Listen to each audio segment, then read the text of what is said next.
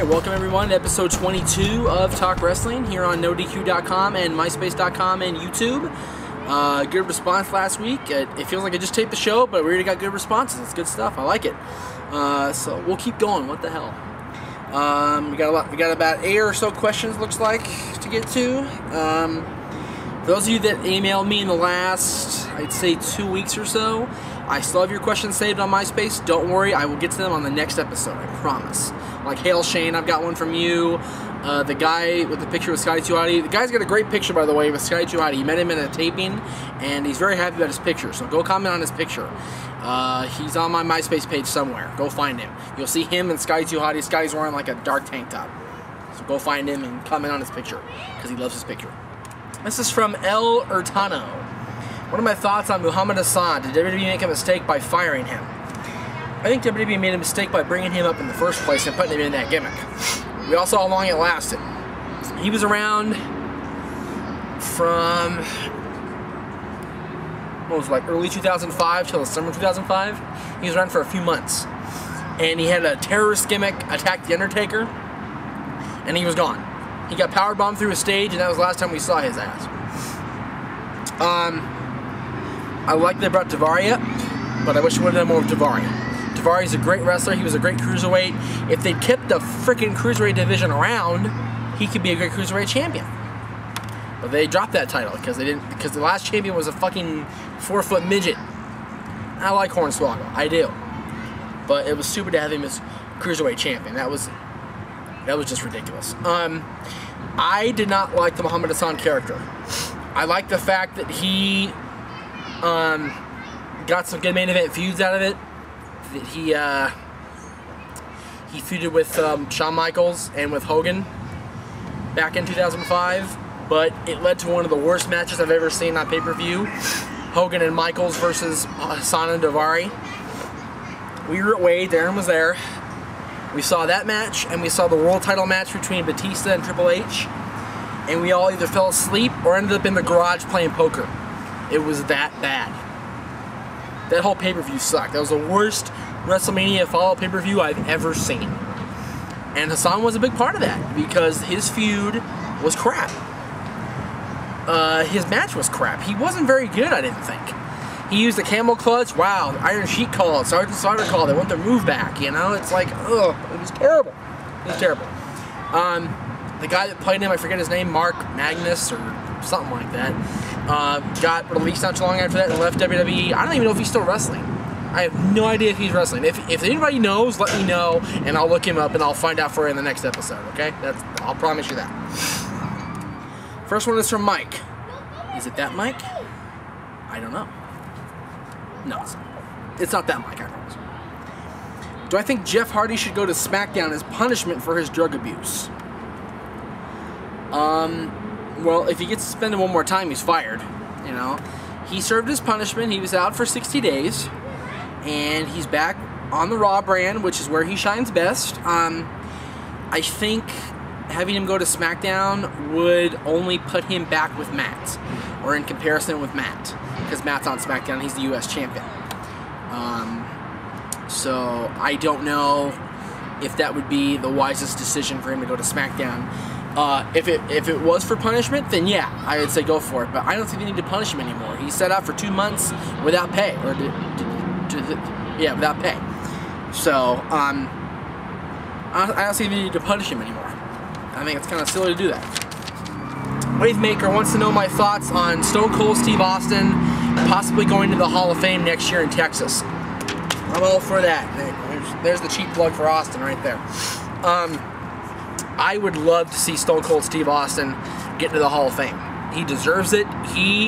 Flair said it himself at the Hall of Fame, Austin is the biggest star the WWE ever had. More so than Hogan, because Austin eclipsed Hogan's merchandise sales.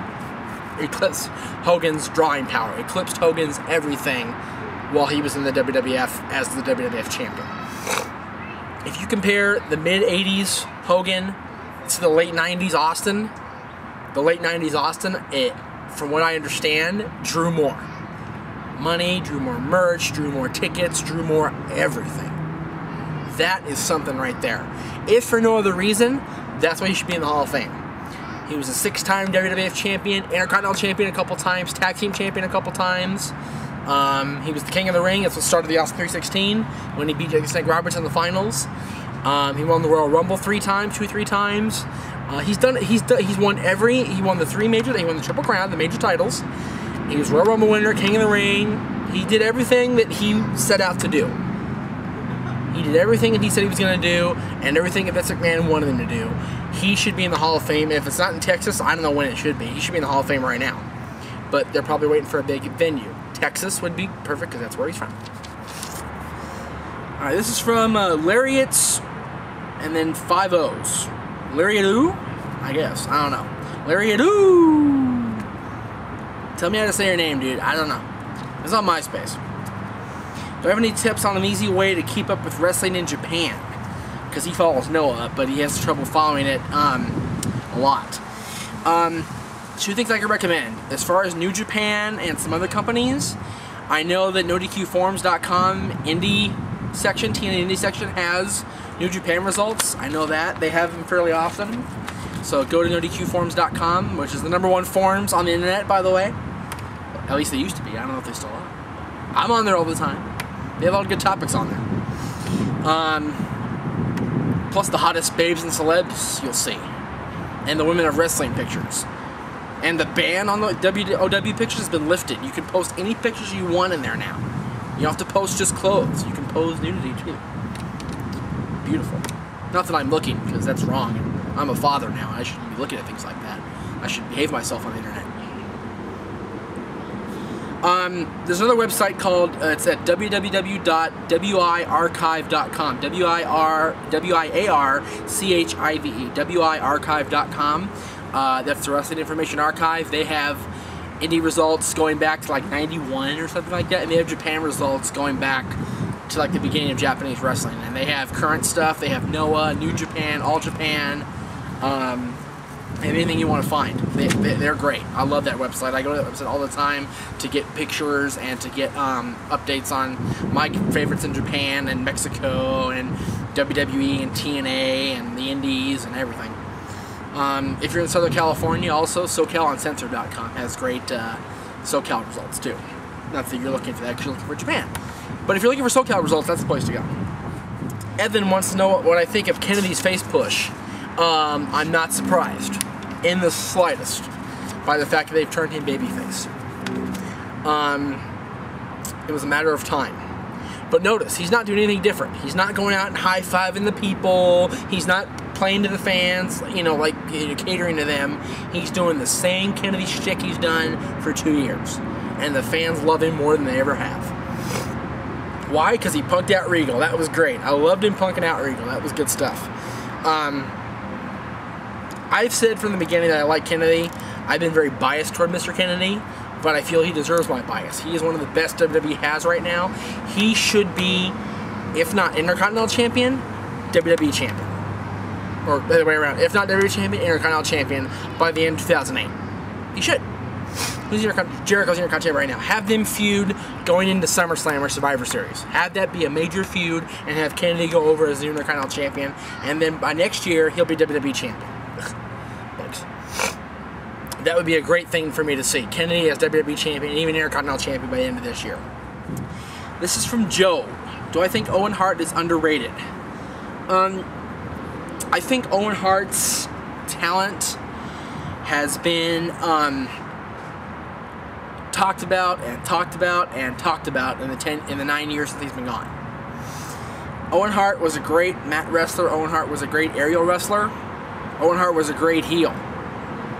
One of the better heels the WWF New Generation had in the mid-90s. But he was nowhere near where Brett was. He was nowhere near where Davey Boy was. Yes, Davey Boy and him are both Intercontinental Champions. Yes, they were tag team champions together. I feel that Davey Boy and Brett, well, Brett was, obviously, but I feel that Davey Boy was a bigger star than Owen. Owen Hart was underrated when he was there, but he got a big push as a top heel going against the babyface champion, his brother. But I feel that if his brother hadn't been the babyface champion, he wouldn't have got that run. He wouldn't have. Owen succeeded because Bret succeeded. If Bret Hart had not been in the WWF in the 90s, in the 80s, you probably wouldn't have seen Owen Hart be as successful as he was.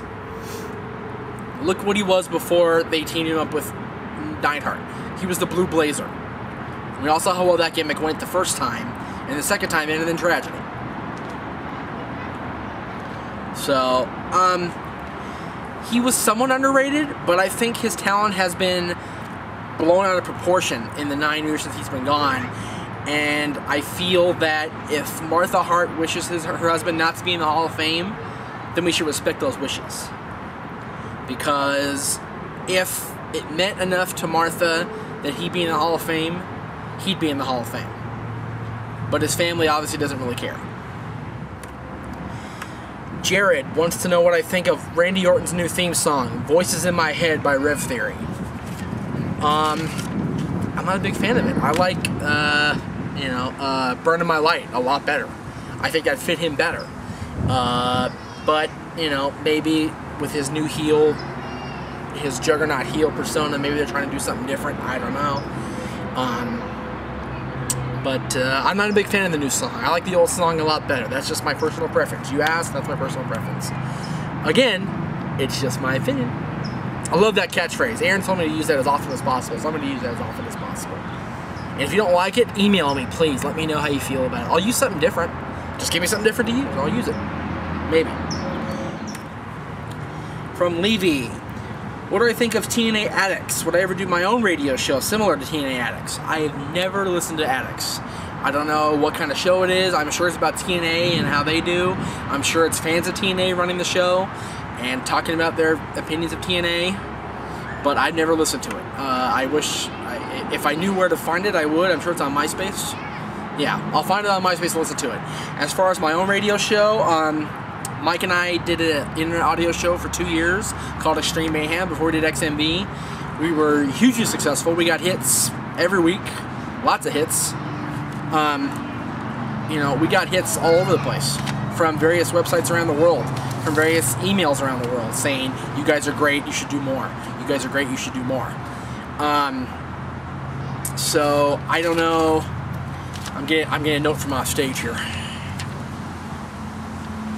Bill Doug? Oh, Bill and Doug! That's the TNA Addicts! Really? What the hell? In that case, I don't think much of them. I'll be honest, I've never ever watched their show. Ever. I don't intend to. I don't watch my so-called competition because I don't feel it's competition. I think there's room for everybody out there on YouTube. That's why YouTube exists. To post your stupid videos of yourself and not get paid $10,000 for it. Because if I submitted half the shit I've done to America's Funniest Home Videos, I'd be fucking rich, wouldn't have to deal with you people every week. That's the truth. Some of the stuff we did on XMV was so worth $10,000 on America's Funniest Home Videos. But Bill and Doug, from what I understand, are obnoxious. I don't know. I've never listened to them. If they were to approach me and say, Jeff, what do you think of our show? Then I would listen to it. But unless I have a really good reason to listen to somebody else's show, I'm not going to do it. I have a son to raise. I've got a household to help maintain. I am more than enough busy. I am busy enough for 3 people. I've got, I'm looking for a job still. This show takes up, hours of my day when we tape it. Not to mention responding to the various emails and comments I get. Speaking of that, by the way, if you want to ask a question for the show, I thank you for doing so. However, do not post the question in my comment board on MySpace or on the YouTube comment board. You can comment all you want on YouTube, I don't care. But if you post a question in there, I'm not going to see it because I just kind of go right through those comments. If I see anything bad, I'll respond to it. If I see something really good, I'll respond to it. But lately I haven't been able to respond. I keep getting error messages. And Aaron's been more than helpful backing me up on YouTube.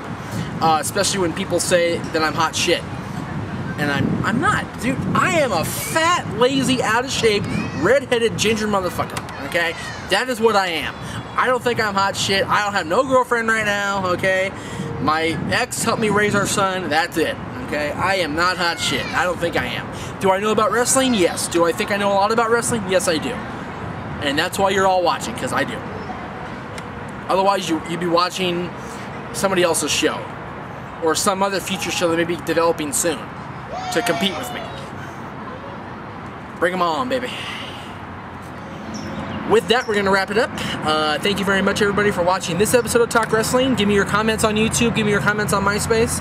Send the questions into my inbox on MySpace or my Yahoo email at jdmeach1@yahoo.com.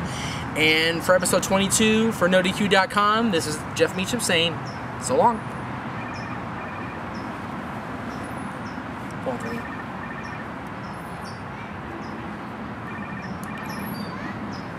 Hello, this is Jeff.